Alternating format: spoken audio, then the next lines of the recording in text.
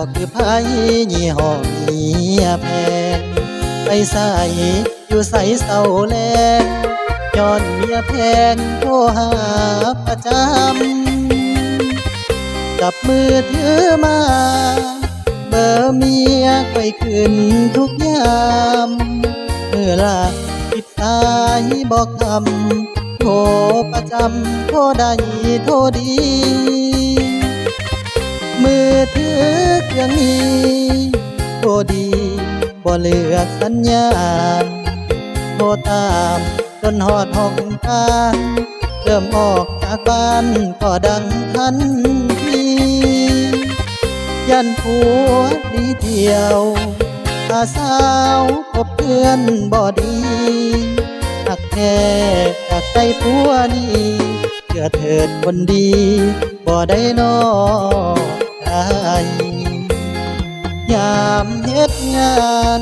ทุกวันน้องโทรเบอร์ใส่เสียงโทรดังขึ้นยามใดมือถือของงายต้องเป็นเบอร์เมียปิดเครื่องเฮ็ดงานกลับมาบ้านน้องก็อารมณ์เสียถ้าว่า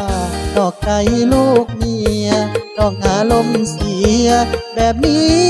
ทุกวันมือถือของงายก็คือไผมีแต่เบอ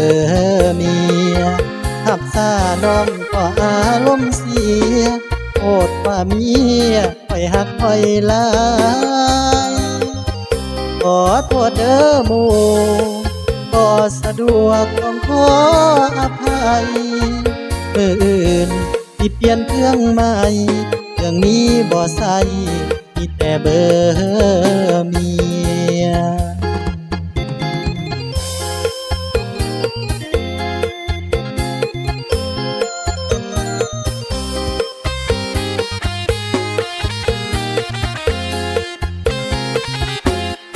ยามเฮ็ดงานทุกวันน้องโซเบอร์ใส่เสียงโทร